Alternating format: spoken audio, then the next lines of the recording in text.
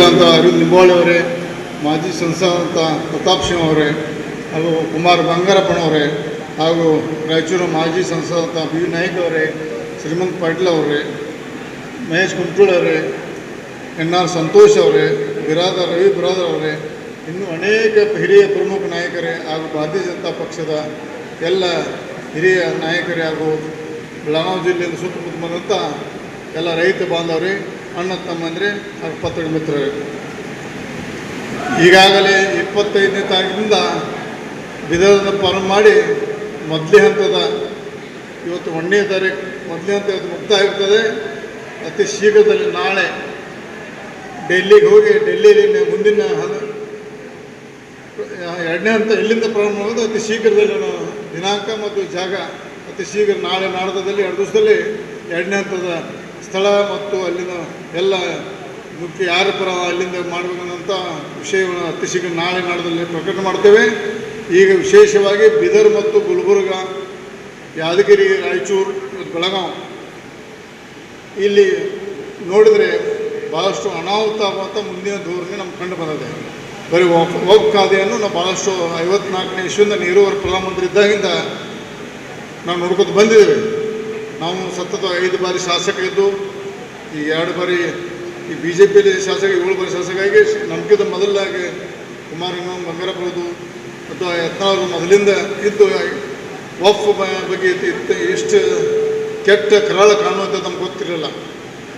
ಯಾಕಂದ್ರೆ ವಕ್ಫ್ ಅಂದರೆ ನಾವು ಒಂದು ಮುಸಲ್ಮಾನರ ಒಂದು ಸಮಾಜದ ಏಳಿಗೆಗಾಗಿ ಇರಬೇಕಂತ ನಮ್ಮ ತಲೆಯಲ್ಲಿತ್ತು. ಯಾವಾಗಪ್ಪ ನಮ್ಮ ಯತ್ನಾಳವರು ಮೊದಲು ಪ್ರಾರಂಭ ಮಾಡಿದ್ರು, ಆ ಅನಾಹುತ ಬಗ್ಗೆ ಬಿಜಾಪುರದಲ್ಲಿ ಪ್ರಾರಂಭ ಮಾಡಿದ್ರು, ನಾವು ಹಂತ ಹಂತವಾಗಿ ನಮಗೆಲ್ಲ ವಿಷಯ ಗೊತ್ತಂತಾರೆ. ಭಾಳ ಅನಾಹುತ ಭಾಳ ಮುಂದಿನದಲ್ಲಿ ನಮ್ಮ ಭಾರತದ ದೇಶಕ್ಕೆ, ವಿಶೇಷ ಹಿಂದೂ ಧರ್ಮಕ್ಕೆ, ಹಿಂದೂ ಮಠ ಮಂದಿರಿಗೆ, ರೈತರ ಭೂಮಿಗೆ ಇದು ಭಾಳ ಕರಾಳವಾದ ಕಾಣುವುದರಿಂದ ಸಂಪೂರ್ಣವಾಗಿ ಭಾರತದ ತೊಲಗಬೇಕನ್ನುವಂಥ ನಮ್ಮ ನೆಚ್ಚಿನ ಪ್ರಧಾನಮಂತ್ರಿ ನರೇಂದ್ರ ಮೋದಿಯವರು ಈಗಾಗಲೇ ಈ ಸಂಸದಲ್ಲಿ ಮಂಡನೆ ಮಾಡಿದ್ದಾರೆ.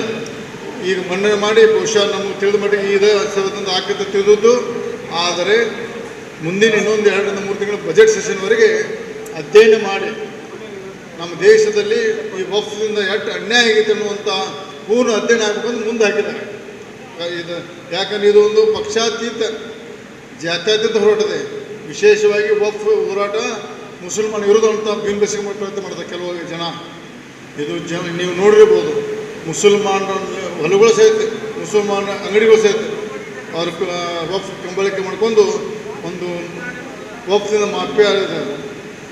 ಅದು ನಮ್ಮ ವಕ್ಫ್ ಆಸ್ತಿ ಅನ್ನೋದು ತಗೊಳ್ಳೋದು. ಉದಾಹರಣೆ ಬೆಂಗಳೂರು ಅಂತ ಪಟ್ಟಣದಲ್ಲಿ, ಮುಂಬೈ ಅಂತ ಪಟ್ಟಣದಲ್ಲಿ, ಪುಣಾದಲ್ಲಿ, ದಿಲ್ಲಿಯಲ್ಲಿ, ಜೈಪುರದಲ್ಲಿ ವಕ್ಫ್ ಮುಖಾಂತರ ಭೂಮಿ ನಮ್ಮ ತಗೊಳ್ಳೋದು.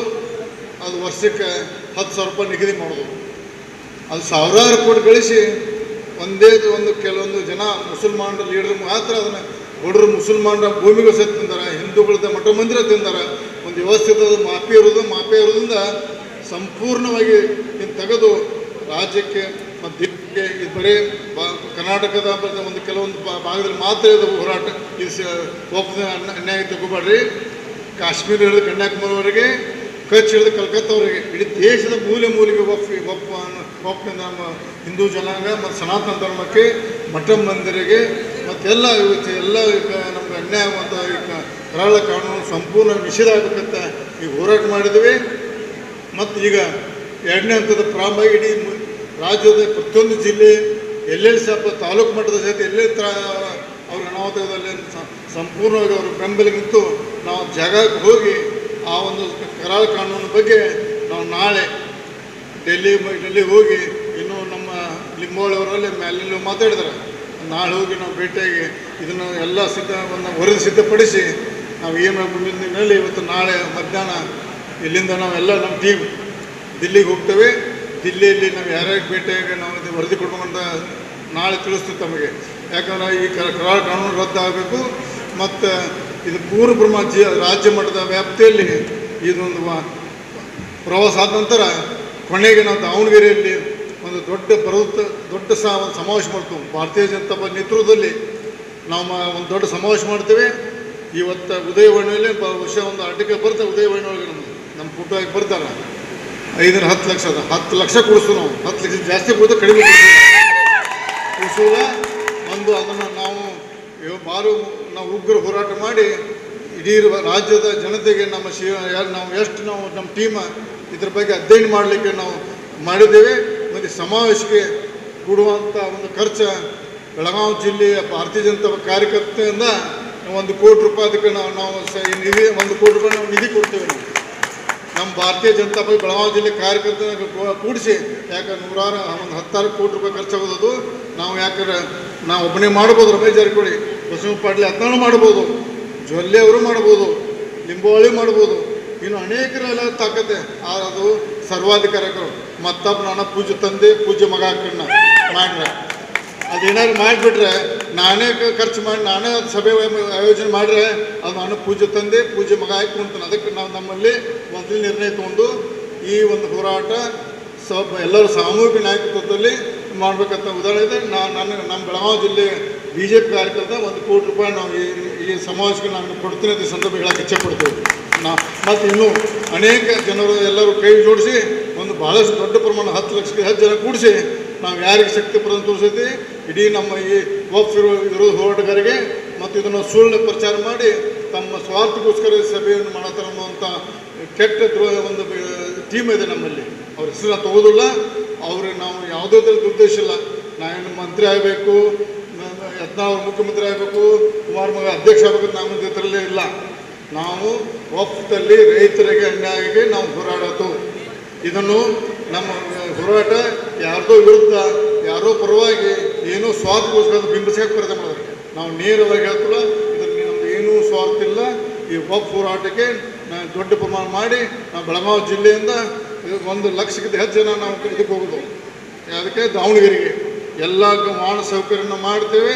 ಒಂದು ದೊಡ್ಡ ಹೋರಾಟ ಮಾಡಿ ಇಡೀ ಜಿಲ್ಲೆಯಿಂದ ನಾವು 1 ಲಕ್ಷ ರೂಪಾಯಿ ಇಡೀ ಬೆಳಗಾವಿ ಕರ್ನಾಟಕ ರಾಜ್ಯದಿಂದ 10-15 ಜನ ಲಕ್ಷ ಕೂಡಿ ಒಂದು ಉಗ್ರ ಹೋರಾಟ ಮಾಡಿ ನಮ್ಮ ಇಡೀ ಕಾಂಗ್ರೆಸ್ದಲ್ಲ ಕರ್ನಾಟಕದಲ್ಲಿ ವಕ್ಫ್ದ ಮಾಸ್ಟರ್ ಮೈಂಡ್ ಇಲ್ಲಿ ಕರ್ನಾಟಕದಲ್ಲಿದಲ್ಲ ಅವ್ರ ಕಣ್ಣು ತೆರಲಿಕ್ಕೆ ನಾವು ದಾವಣಗೆರೆ ಸಮಾವೇಶ ಮಾಡೋದಿದೆ.